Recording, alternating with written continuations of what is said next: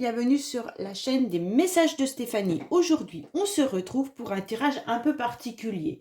Voilà, j'ai 5 cartes avec différents liens et donc vous allez choisir une carte pour savoir quel lien vous avez de particulier avec la personne que vous pensez.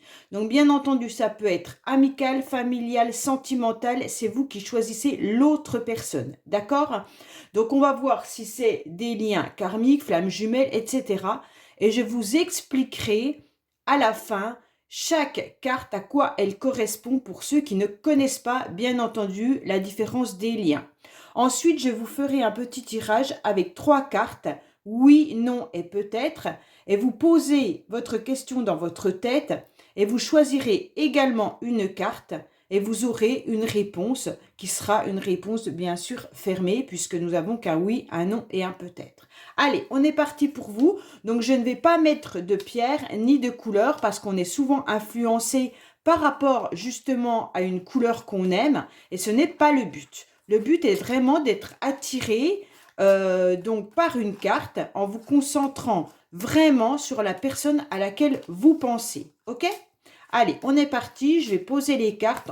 Pendant ce temps, vous réfléchissez, vous pensez à cette personne et vous vous questionnez sur le lien que vous avez avec cette personne. Pourquoi cette personne est dans votre vie? Quel but elle a réellement? Allez, on est parti. Je vais poser les 5 cartes. Donc, la première carte, la deuxième, la troisième, la quatrième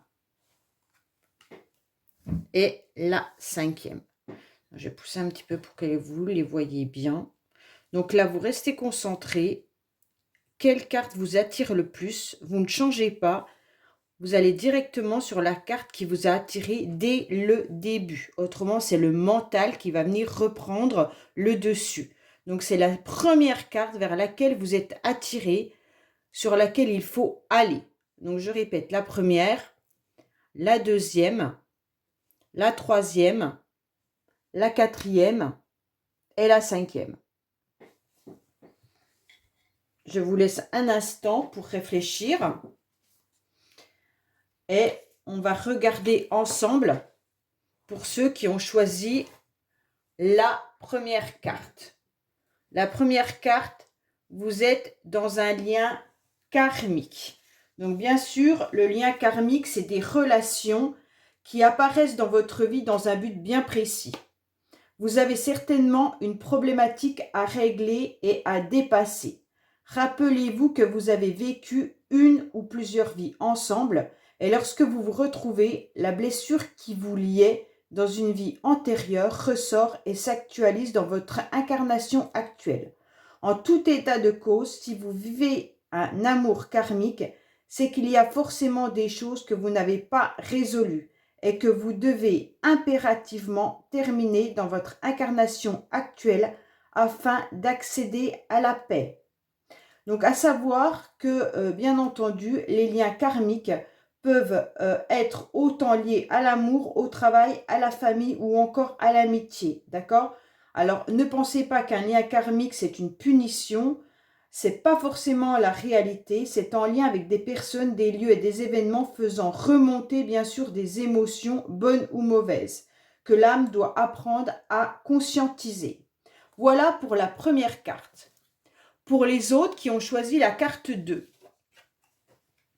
c'est une personne avec qui vous n'avez pas de lien particulier. Donc ça, c'est très bien.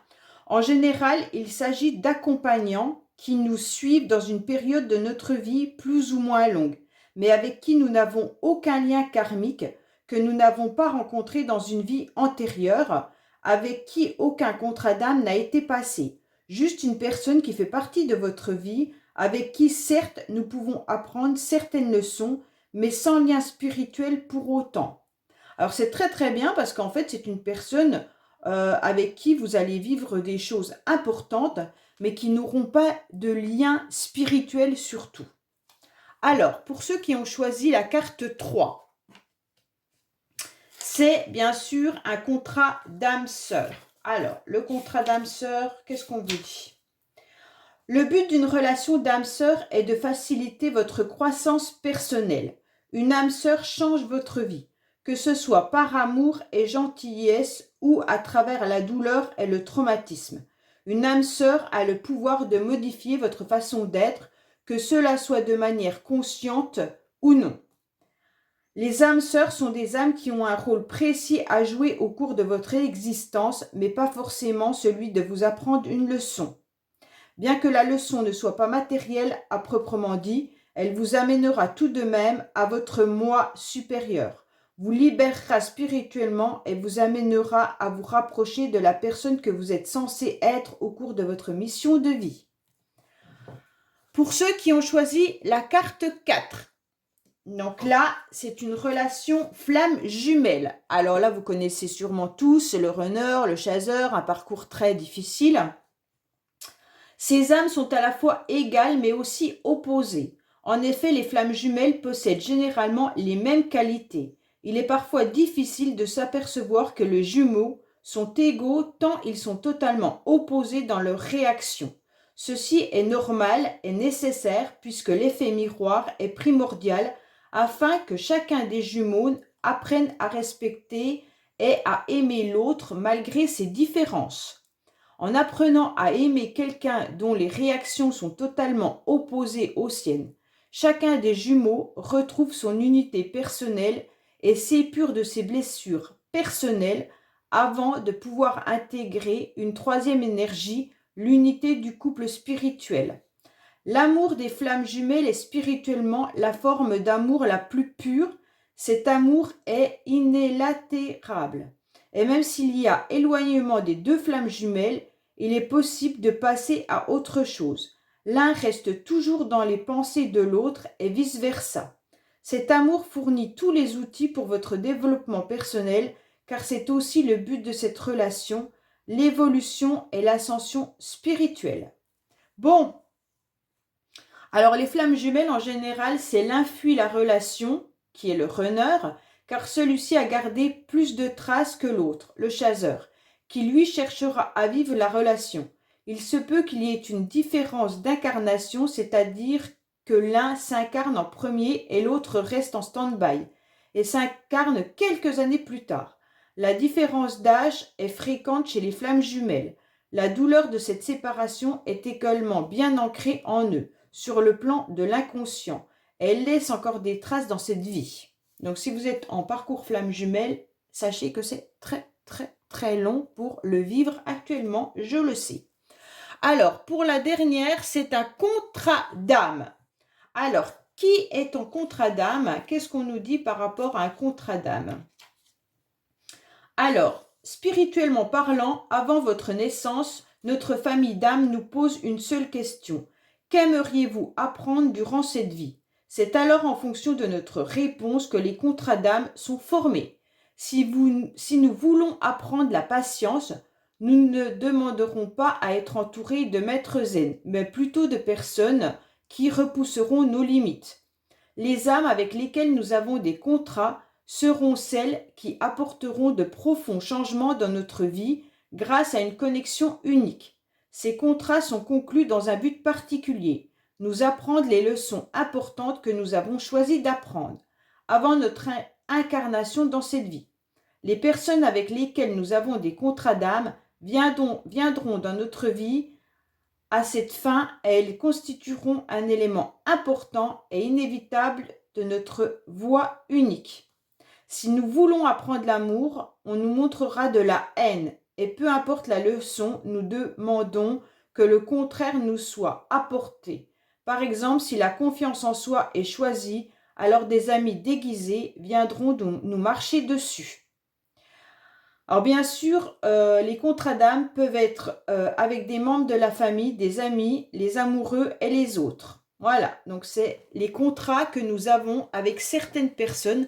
Bien entendu, vous pourriez choisir plusieurs personnes et voir qu'avec cette personne, vous avez tel contrat, avec une autre tel contrat. C'est à vous de décider, bien entendu. Allez, maintenant, vous allez poser une question à l'intérieur de vous. Et donc, je vais vous mettre 3 cartes et vous aurez une réponse oui, non ou peut-être. Alors, je vous laisse réfléchir à votre question. Et pareil, ne changez pas de carte, c'est la première vers laquelle vous êtes attiré qui sera la bonne réponse. D'accord?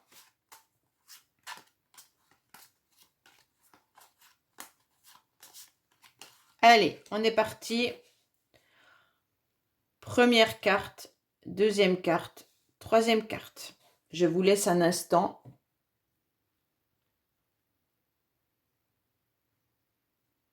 Voilà. Alors, pour la première carte, nous avons un non. Pour l'autre carte, nous avons un oui. Et bien entendu, pour la dernière carte, nous avons un peut-être. Voilà les amis, j'espère que cette guidance vous aura un petit peu plus éclairé sur vos liens. Bien entendu, vous pouvez me demander, je peux vous faire également, je peux vous écrire également ce qui est écrit dans mon petit livre, mais vous le trouvez facilement aussi sur Internet, il n'y a pas de souci là-dessus. Et puis je vous dis à bientôt sur les messages de Stéphanie. Au revoir.